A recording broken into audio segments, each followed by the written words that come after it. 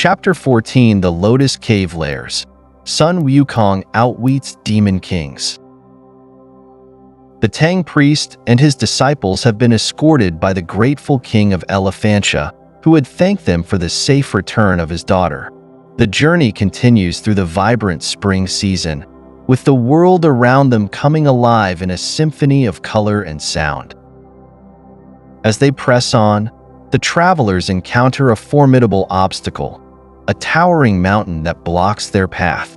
The Tang priest, ever the voice of caution, expresses his concern for the dangers that may lurk within the mountain's treacherous heights, fearing the presence of tigers and wolves that could thwart their crossing. Sun Wukong, ever the pragmatic and fearless, chides his master for his apprehension, reminding him of the teachings of the Heart Sutra imparted by the Rook's Nest Hermit. He urges his master to wipe the dust from his mind and wash the dirt from his ear, for only then can one be truly free from fear and achieve the ultimate nirvana. The Tang priest, his resolve steeled by the Monkey King's words, recites his own verse, revealing his determination to reach the sacred land where the Buddha's golden image resides and where the jade hair gleams in the pagoda. His yearning to cross mighty waves and climb unknown mountain ranges is palpable, yet he also acknowledges the weariness that comes with such a journey, questioning when he will find his rest. Sun Wukong, with his characteristic wit, reassures his master that once their mission is accomplished, they will find their rest. The group continues their ascent, the mountain's craggy peaks and tapering pinnacles a testament to the natural beauty that surrounds them. As they navigate the treacherous path, the travelers come upon a wood gatherer, a man of simple means and contentment. His battered blue felt hat and black woolen tunic speak of a life lived in harmony with nature. The wood gatherer warns the travelers of the vicious ogres and fierce wolves that dwell on the mountain, his words striking fear into the heart of the Tang priest. Sun Wukong, ever the protector, seeks more information from the wood gatherer, who reveals that the mountain is infested with 2 demon chieftains residing in the Lotus Flower Cave. These demons are known to devour travelers, particularly those from the Tang priest's homeland. The Monkey King, with his cunning and bravery, inquires about the demons' abilities and their possession of 5 treasures, which grant them immense magical powers. Despite the wood gatherer's warning, Sun Wukong remains undeterred, confident in his ability to protect his master and overcome any obstacle. He returns to the Tang priest and reassures him that the threats are nothing more than the worries of timid locals. The group resumes their journey, only to find that the wood gatherer has vanished. Pig, with his characteristic gloom, suggests they have encountered a ghost, while Sun Wukong, with his fiery eyes, searches for the wood gatherer and instead encounters the duty god of the day. The duty god, anxious and apologetic, warns Sun Wukong of the true extent of the demon's powers and the danger that lies ahead. The Monkey King, ever the strategist, decides to send Zhu Beiji, the pig, to scout ahead and confront the demons. If Pig succeeds, it will be a victory for the group. If he fails and is captured, Sun Wukong will have the opportunity to rescue him and further demonstrate his prowess. As Pig ventures into the mountains, his reluctance and fear become apparent. He devises a plan to avoid the confrontation, intending to hide and fabricate a story about the mountain's dangers. However, Sun Wukong, in the form of a woodpecker, interrupts Pig's rest and forces him to continue his mission. Pig's attempts to communicate with the mountains and his fabricated tale of a stone cave with iron-plated gates are overheard by Sun Wukong, who confronts him upon his return. The Tang priest, initially skeptical of Sun Wukong's claims, is eventually convinced of Pig's deception. However, out of concern for their dwindling numbers and the challenges that lie ahead, he pleads for leniency. Sun Wukong, respecting his master's wishes, spares Pig from punishment but warns him of the consequences of further deceit. Meanwhile, on Flattop Mountain, the two demon chieftains, Goldhorn and Silverhorn, plot to capture the Tang priest and his disciples. They have learned of the Tang priest's journey and his divine nature, believing that consuming his flesh will grant them immortality. Armed with descriptions and drawings of the travelers, Silverhorn sets out to find and capture them. Unbeknownst to the demons, Pig has stumbled upon their lair.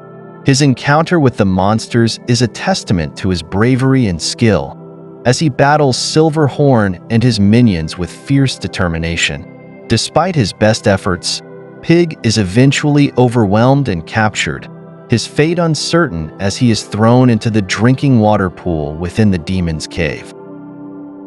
Meanwhile, the Tang priest, Sanzang, waits with growing unease on the mountainside. His ears burn and his eyes twitch, signs of an impending misfortune. Concerned for Pig's prolonged absence, he queries son Wukong, the ever-resourceful Monkey King.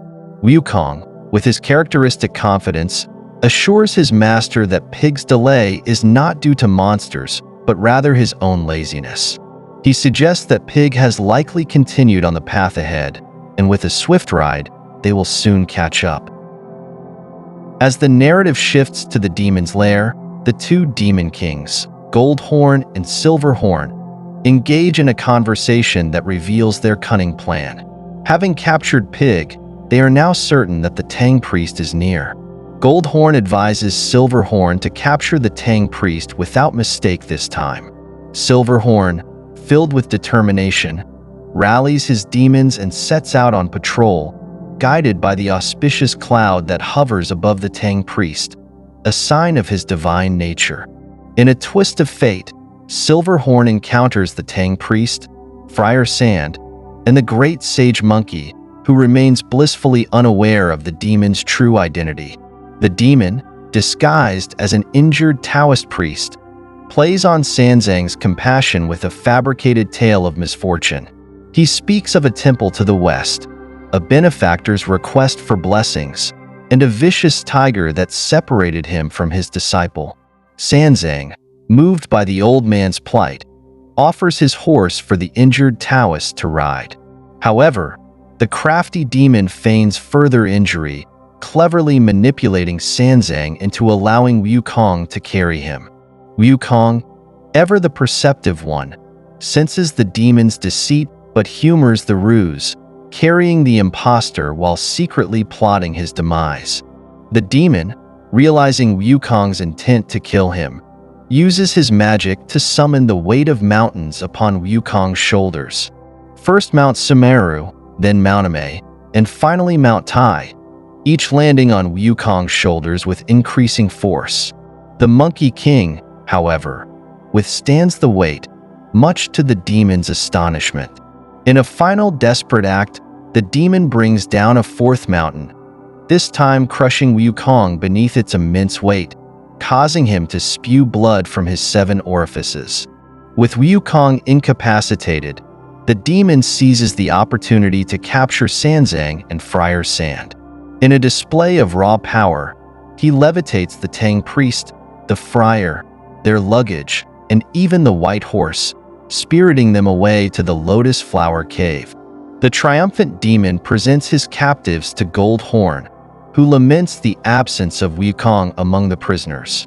Silverhorn, confident in his victory, boasts of his ability to capture the Monkey King without effort, planning to use 2 treasures, a gold and red gourd and a vase of mutton fat jade, to ensnare Wukong. As the story progresses, the cunning Wukong, trapped under the mountains, contemplates his predicament and the betrayal of the mountain spirits and local gods. The deities, fearful of Wukong's wrath, seek his forgiveness, promising to release him from his crushing burden.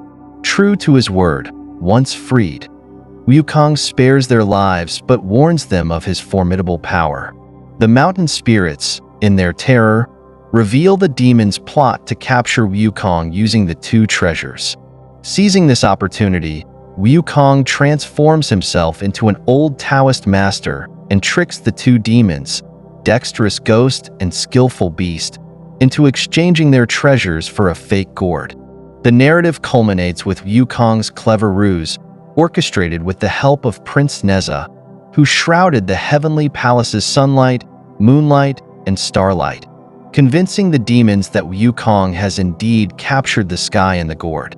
The demons, duped into believing the illusion, eagerly swap their treasures for Wukong's imitation, sealing the deal with an oath.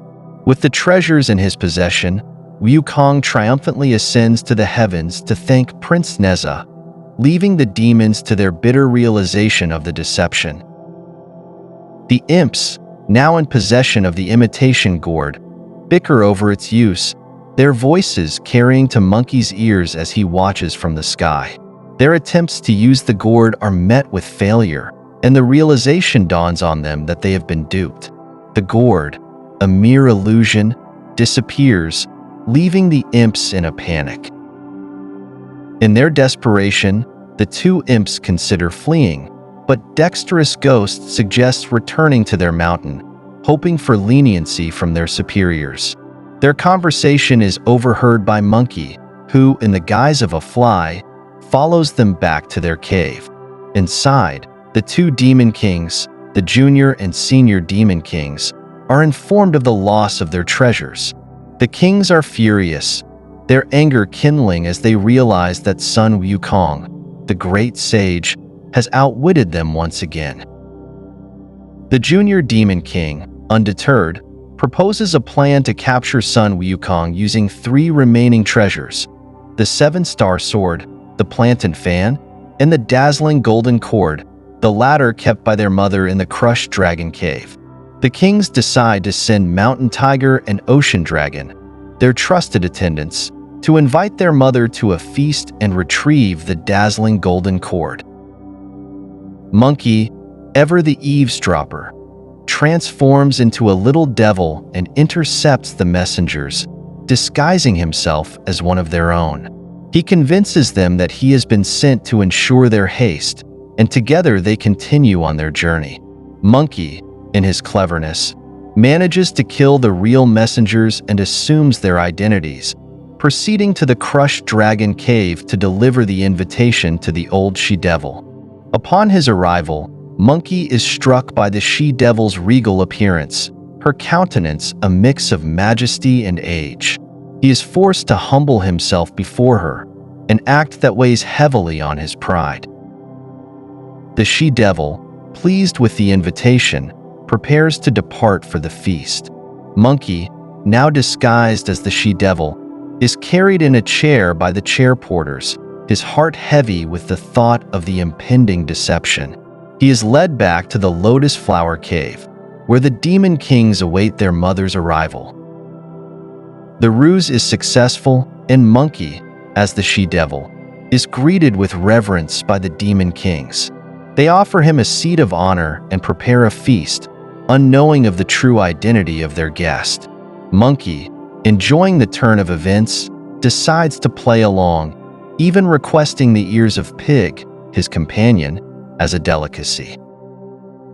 However, Pig's outburst gives away Monkey's disguise, and the demon kings spring into action. The 7-star sword is wielded against Monkey, but he vanishes in a flash of red light, leaving the demons in a state of confusion and fear. The senior demon king, terrified, suggests returning the Tang priest and his companions to Sun Wukong, but the junior king, emboldened, challenges Monkey to a duel. The two adversaries clash in a spectacular battle, their powers matched in a fierce and intense fight. The junior demon king, wielding his sword, and Monkey, with his iron cudgel, engage in a duel that lasts for 30 rounds without a clear victor. Monkey, however, is content with the stalemate, knowing that he has already acquired the demon's treasures. The battle continues, with Monkey using the dazzling golden cord to ensnare the junior demon king. The demon, recognizing his own rope, recites the loosening spell, freeing himself and capturing Monkey in return. The great sage is bound and taken back to the cave, where he is tied to a pillar and left to the mercy of the demon kings. Pig, still hanging from the roof beam, mocks Monkey's predicament, but Monkey reassures him of his plan to escape and rescue them all. Using his magical powers, Monkey frees himself from the golden rope, replaces it with a replica, and leaves a decoy in his place. He then disguises himself as a little devil, fooling the demons once more. The demon kings, unaware of the deception, continue their feasting. Monkey, in his disguise, convinces the senior demon king to replace the golden rope with a thicker one, and the real rope is tucked away in his sleeve. He then offers a fake, dazzling golden cord, which the demon accepts without suspicion. With the treasures now in his possession, Monkey reveals himself to the demons, challenging them once more. The junior demon king attempts to capture him with the gourd, but Monkey, using a ruse, tricks the demon into believing he has been captured.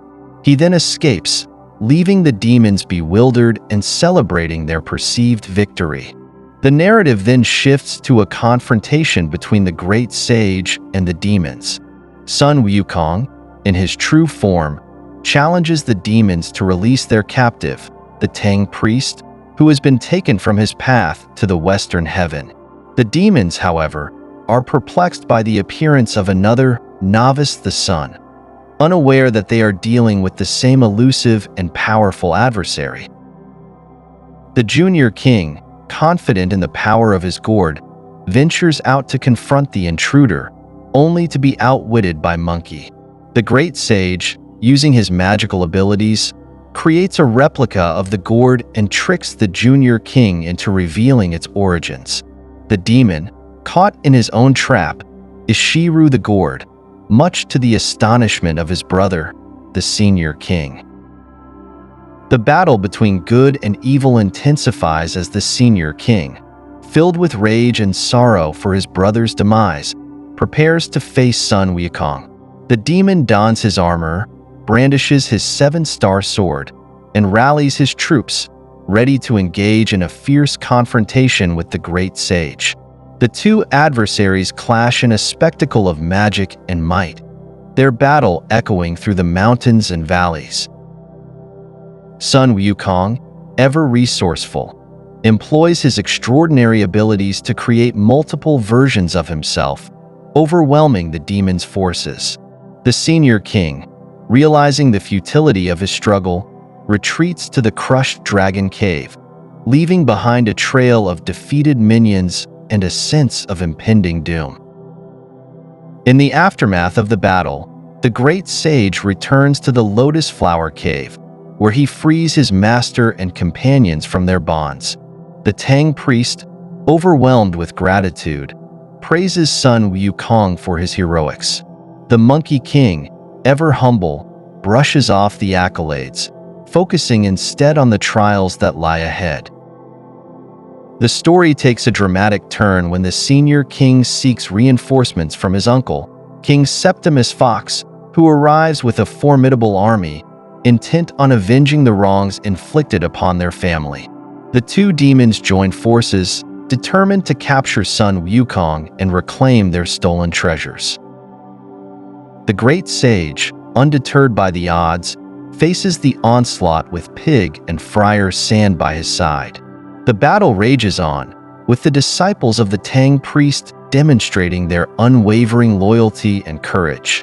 In a stroke of genius, Sun Wukong uses the very treasures stolen from the demons to ensnare them, turning the tables in a decisive moment of the conflict. The story reaches its climax when the Supreme Lord Lao Zi, the keeper of the magical artifacts, appears to reclaim his belongings. Sun Wukong, initially defiant, learns of the true nature of the demons and the role of the Bodhisattva in orchestrating these trials. With a newfound understanding, the great sage relinquishes the treasures and bids farewell to the Lord Lao Zi. The trial concludes with the disciples of the Tang priest, their journey now cleared of obstacles, continuing their westward quest for enlightenment. If you want to know what happened afterwards, listen to the explanation in the next installment.